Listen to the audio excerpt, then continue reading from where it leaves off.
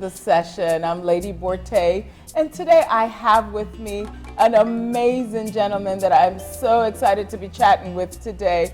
Ladies and gentlemen, welcome Quinn Smith, ex-CEO of 920 Label. And before we get into it with Q, we're going to do a little something that I like to call Get to Know You, the lightning round session. So this is a bunch of questions. I'm going to throw them all at Quinn. He's going to answer with the first thing that comes right off the top of his head.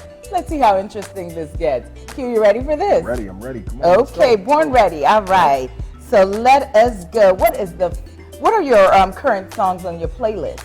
Blackstreet, Don't Leave Me Girl, Let Me Be, Intro.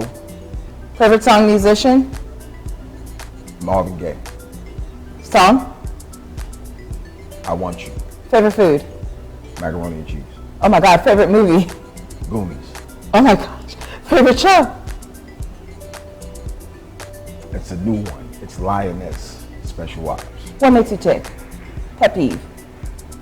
A dirty bathroom. Do you think that the industry can do something collectively to bring the world to a better place? Make better music. Yep. Everything's centered around music, we see. You're not holding anything back, okay. What are you most grateful for in life and why? I'm most grateful to be alive. You know, there was times where I shouldn't probably have been alive, you know, so I'm most grateful to just be here and able to live out my dream. We're going to talk about that. So do you have any regrets? My biggest regret is not staying on as an intern and quitting when I had the chance to. It's very loaded. What are you most afraid of? Not succeeding. Not being successful. What's going through your mind right this second? Wondering if my artist is going to perform well tonight. Okay, and that is fair. Yep. What are the last words you want to be remembered by? He did it his way. And ladies and gentlemen, that is the lightning round. So that gives you a peek into the brain of Quinn Smith. Well, I mean, you did say that you're most afraid of not succeeding. So based upon that, I just want to know, what inspires you? What inspires me is just creativity. That inspires me, seeing an artist that's just creative, understanding where they're going, just people that are creative, not just an artist, but just people that are that are not afraid to take chances. That's what inspires me, because I'm not afraid to take the chance, because I wake up every day, every moment of my life is dedicated to what I do. You know, it's my passion. Even if I wasn't getting paid, I would still do this, because this is it. You know, I don't have the 9 to 5. I'm not comfortable in the buildings like, you know, a lot of these other executives. Like, I gotta wake up and figure out what's my next meal gonna look like, or who's my next artist I'm gonna sign, or, you know, or the rollout, because, you know, there's not enough money in the budget, you know. So it's always, you know, I have my days where I just be like, but, you know, for the most part, I remember why I'm here. You know, it's good to remember who we are, where we came from, and kind of have an idea of where we're going. What has the journey to becoming CEO of 920 Label been like for you? Oh man, it's been, yo, you know, it's so crazy. It's been one heck of a ride, man. I you know, before all of this started, I was incarcerated. Well, before I was incarcerated, I was homeless. I've been incarcerated. And I think this last time, because it was my second time being incarcerated, this last time was the last time I had enough. You know, they say when enough is enough, then you'll start moving correct. And I just had enough. I didn't want to go back. You know, there was nothing that I wanted to do more than music. So I put all my focus into music, and that led me to a meeting at Universal, which led me to a job at Universal, which led me to meet various people, and here we are today. And what a fabulous journey it's been. And I gotta say, I went to the office a year and a half straight without getting paid. I was in there every day with kids that I had to pick up from school. So I would treat it like a job, really. I would go in early in the morning. I would be in the office all day soaking up the game and, just doing different things. Whatever they needed me to do. If they needed me to run downstairs to the store, buy sneakers, I was doing it for the artists. If they needed me to stand at the corner and wait for the artist to pull up, I was doing that. Whatever it was to get the job done, I was willing to do. And did it for a year and a half straight. And now I'm here.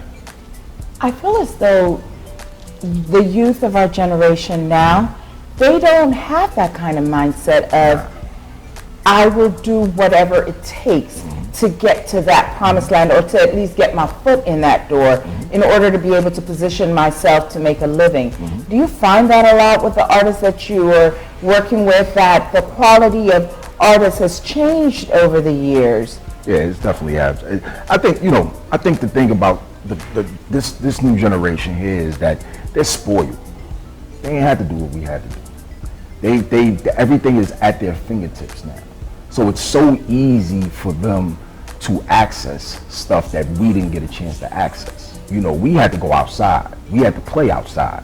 We had to make up games in order to play outside. I remember being outside, because I'm the only child by my mother. So I used to go outside and have to make up a game just to play with myself. Now these kids got all type of Atari, Nintendo, all this stuff, right? Phones. And they just feel like it comes easy. Then you hear these new artists talking about, y'all only rap since last year. And now they're making $2-3 million. Right. So now we're enabling these kids and telling them, yeah, it's okay that you didn't put no work in. We're still going to reward you for it, right? And we hope that you just do better. But when does enough become enough?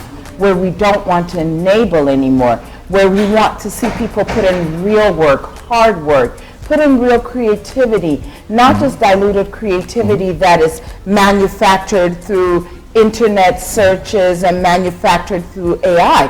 I think that, that is something that we kind of need to take the lens off of and look deeper into that. Yeah. And try to bring more of a realness to the things that we do. Right. Hard work really shapes a person. I mean, you're living proof of that sitting here with me now. Right. You did things that I'm sure no one you would talk to right now would say, okay, well, I'll work a year and a half, no salary, and figure life out, right? Mm-hmm. So what do you think we can start doing individually and collectively to try to, guide people back into working hard, into becoming more creative beings, natural creative beings?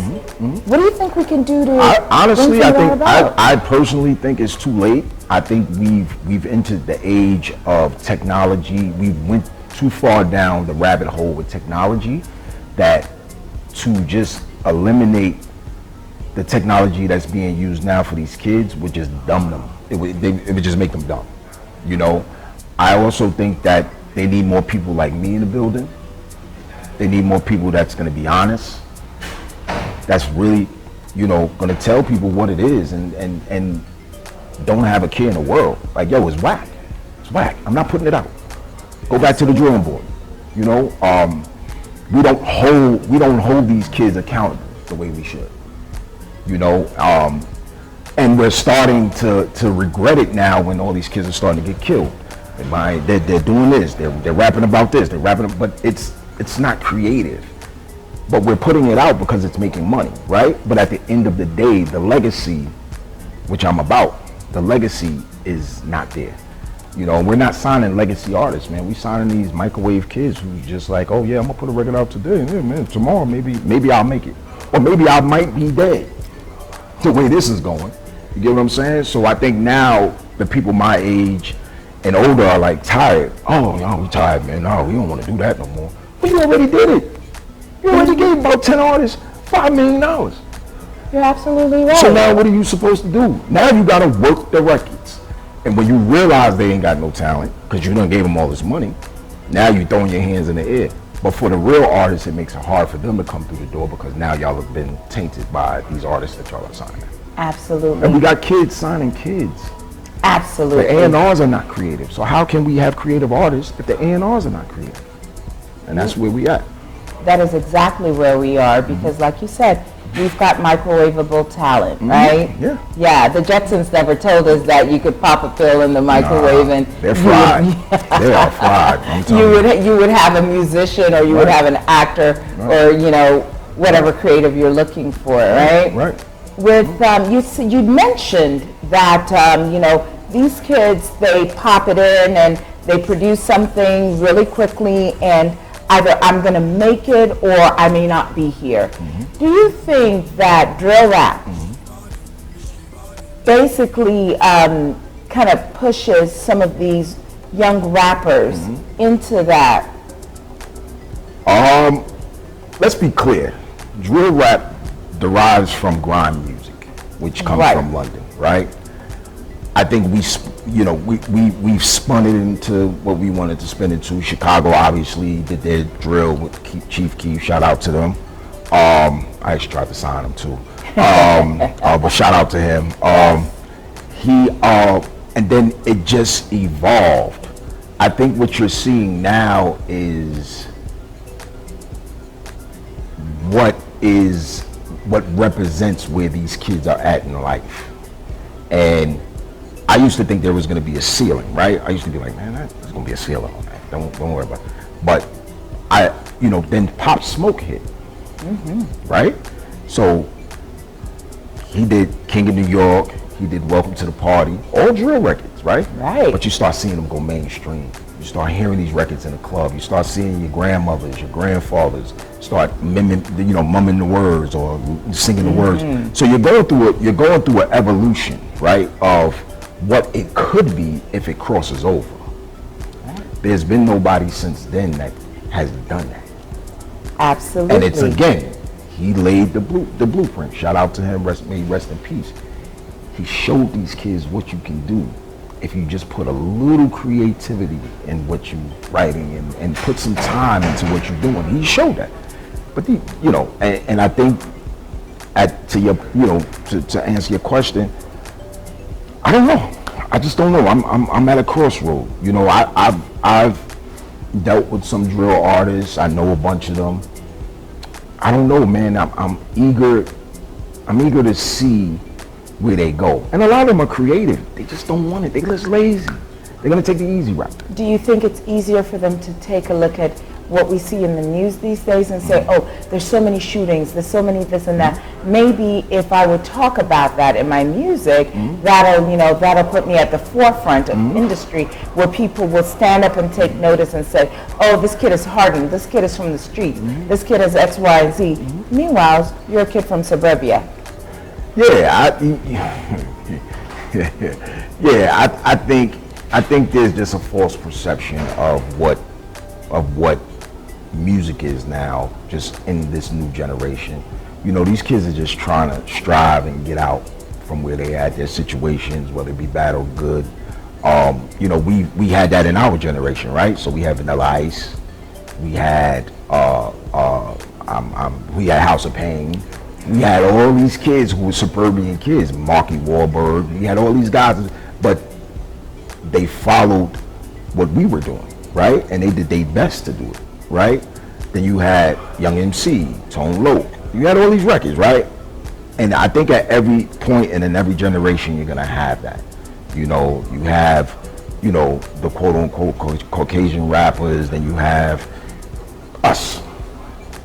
You know what I'm saying? You have us, and there's just no limit to what this thing is, man. It's crazy. The more and more I get deeper and deeper and deeper just into the music business, you just sit back and be like, wow, hold on, wait a minute, oh, and your eyes start opening and you just be like, okay, I see where y'all going with this. I see what's going on. But it's what's going on now, what these kids are seeing now in their hood. What's going on in their, look, the Baby, he made a record about cops during the George Floyd killing, Little Baby did the same thing, and these were nominated for Grammys and accolades and whatnot. So there is artists that can do it. It's all about if they want to do it. I think that a lot of artists, can do it and they do want to do it.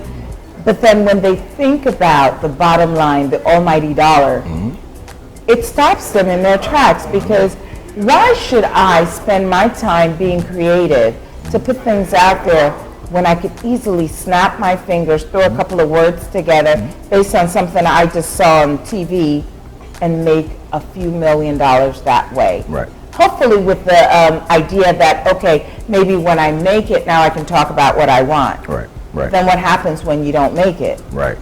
Yeah, what happens, because you may not make it, and it's about catalog.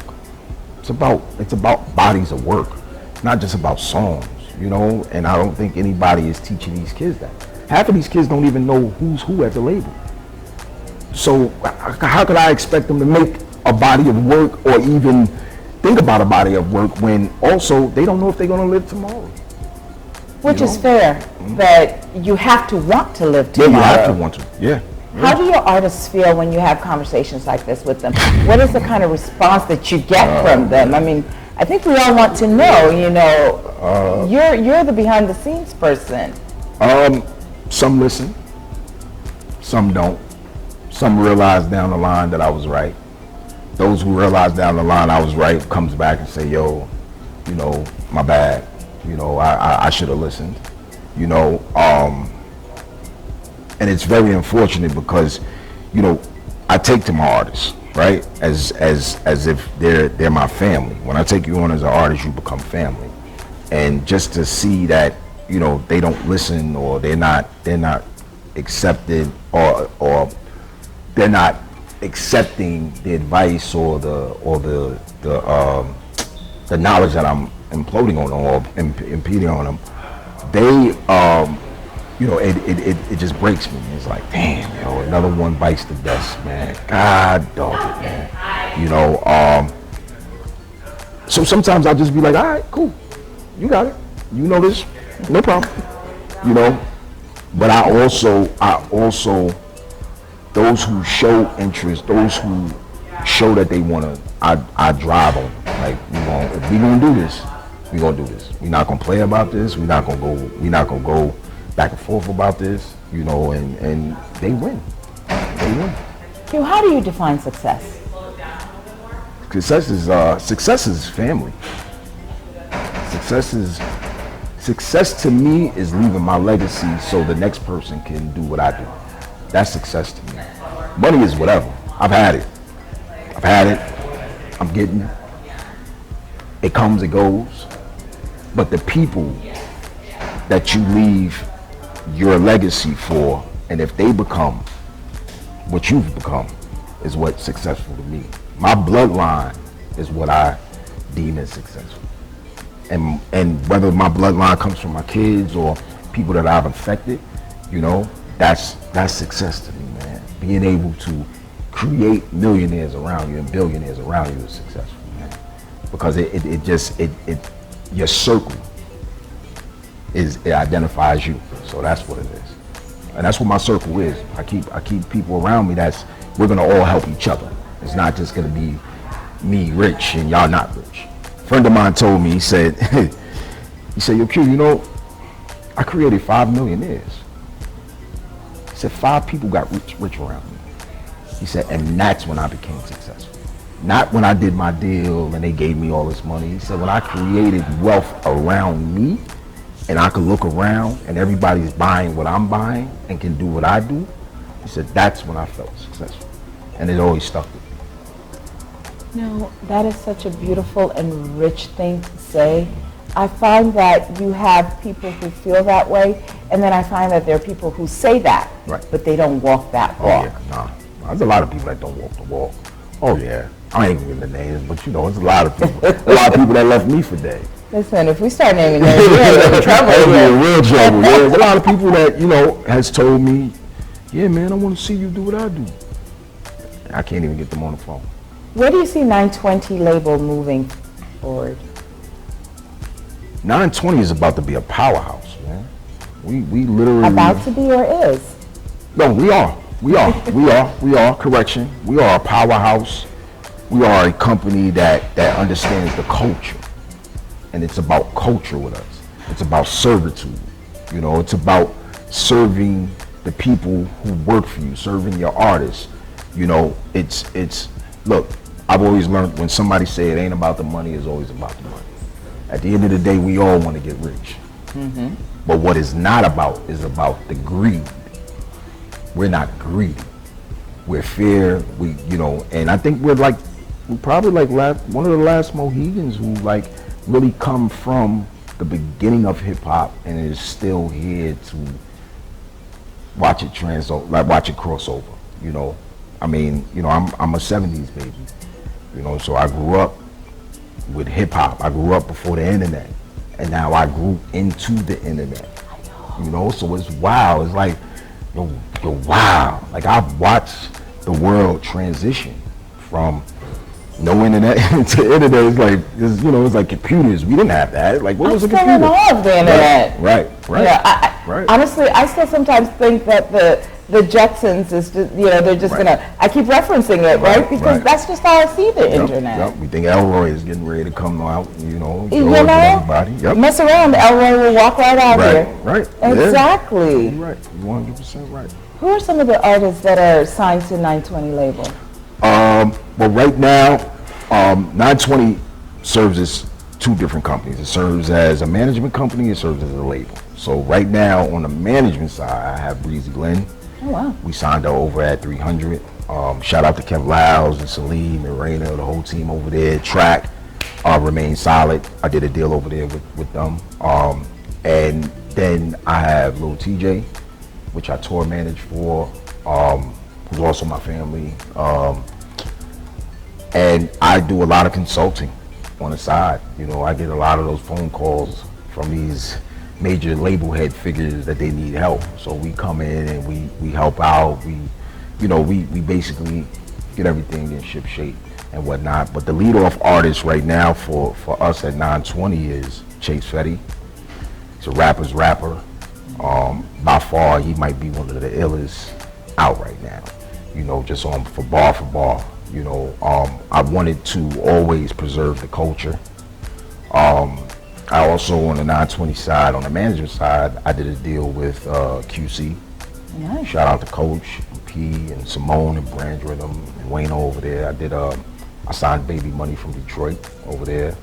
Shout out to my nephew Noodles too, who helped facilitate that. Because if I didn't say that, he'd go crazy. And we've worked with Dej Loaf. I was instrumental in breaking Dej Loaf. It's so many, man. It's my network is crazy. My network is really most crazy. Definitely is. You see, I'm sitting here. I'm trying to prod you to get into it a little bit. You're like, you're not gonna get me today. My network is really, really crazy. I think and I've been around, man. I've been around for a lot of the early start with a lot of the artists. Puff gave me my first record deal. Shout out to him. He don't even know I was straight out of jail when I got that deal. So amazing. Yeah, he did not know. Yeah, so shout out to him, man. It's so crazy. I seen him in Miami one time and I was like, you don't remember me? And he was like, I remember you. And then I seen him again later that night and I was like, you don't remember me?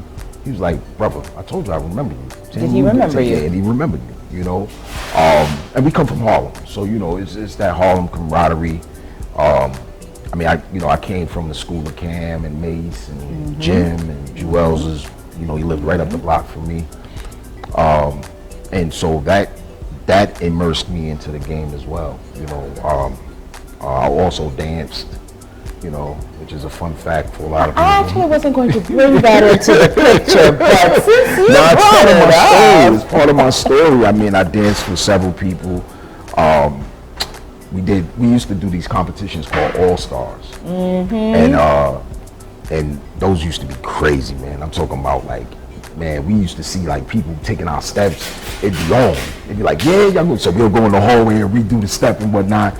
And a lot of people came from there. Trigger the Gambler, Smooth the Hustler, shoot, most of the dancers that you see dancing like with Missy and Usher and all of them, they all came from there. They all really evolved from what we were doing. So we're sitting here, we're talking about all of this, and we're speaking of it and remembering it's fun. We have a soft spot for all of this, and this is a picture of when the industry was the industry, when music was music, when talent was talent. What do you think it's going to take to get us back to that? We have to sign those type of artists. We have to sign them and stick to them. We have to work it out. I know by today's standard, everybody wants to be rich and millionaires and all that other stuff. But I think that, if we just slow grind, if we work hard enough, we'll get to that point. You know what I'm saying? Those people are those people, and you still hear Patti LaBelle, you still see the Temptations, the Whispers, you still see these people around because they have built that legacy. And I think if we start with that, and really start building, we'll start seeing a difference. What can we as consumers of creativity, I won't say music because there's just so much that goes into making music. So I will say, what can we as consumers of creativity do to make it more palatable for the young creatives coming up to want to revert to that kind of thing? Start telling them their stuff is whack. What you put out is whack.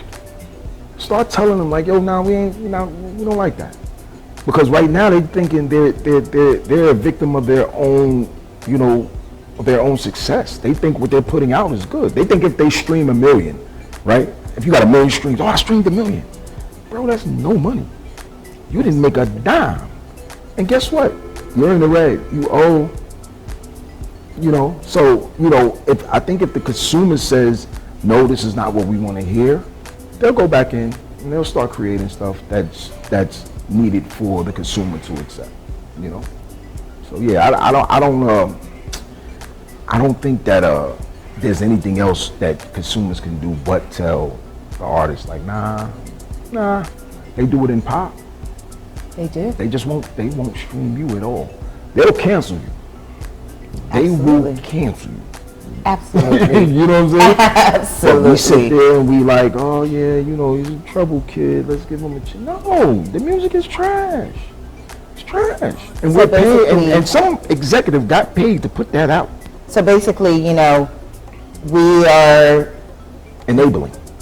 Not necessarily enabling. We just want to coddle them and not hurt their feelings because we feel that maybe somewhere along the line we dropped the ball with them, or we feel guilty because there's a generation that's lost. There's a time frame that's lost in between a generation, and that starts with like 50 of them, right? So after 50 came, who am I missing? Like so 50 was for me was the last of the guy who can do both. In the club, Many Men, those are records you hear in the club. They're big. If they play it today in a club, we will get up and be like, yo, man, exactly. But there was a skip after that where music just started getting soft, and then it started reverting to something that we just, you know what I mean? And there were a couple of records in between that we were like, okay, cool, but it was just a change. But the change also came from us in the building. So when that generational gap happened, right? And then they were like, oh, we got to get younger. We need to stay younger. That's when we started messing up, man. And we also, we old heads started boxing out these young kids. So when they got the chance to get in the seats, they was like, you're fired. I'm gonna bring my man in. But his man don't know what he's doing. Right. And now the cycle begins, Cycle begins. Well, you guys, you've heard it from Q Smith himself. We have to be able to stand up to what is being put out to us. We have to be able to say it's good, it's bad, it's ugly, and be honest about it. Q is telling you that honesty is key in everything that he does. Yes, we make mistakes. Yeah. Yes, we definitely bounce back. But how high you bounce back and how high you reach is entirely up to you. This is the session. We've been talking to Q Smith. Q, thank you so Thank much you. for I spending appreciate time it. with Come me. on. Have me back. Have me back. I'm going to bring my crew with me, man. Listen, how could I not have I'm you going to bring my back? crew with me, man. Do a little dance for us when you come back. Not dance, but there's a bunch of people like me that's in my circle that needs to be heard. And we have a story. I'll tell you, we can sit here all day and tell you stories that you've probably heard about that you don't know that we were instrumental in being behind. You know, That is the so point that's of the session. Yeah. That's why we're here. Definitely. We're giving people like you and people like you a safe space to come sit, talk to us, tell us your truth, and we will listen, and we will listen with love and kindness, and we will celebrate ourselves, because there is nothing like sitting here having a quick little session with yours truly, Lady Bortey. Quinn, it's been an absolute I appreciate pleasure. you. Thank you again. Thank you for having me, and look out for this BreezyLYN project that's coming, and shameless plug. 920 is the label. 920 the label. Y'all already know. It's gonna be an amazing ride. So I'm happy. We are looking forward to cheering you on that ride. Appreciate you so Absolutely. much. Yes, man.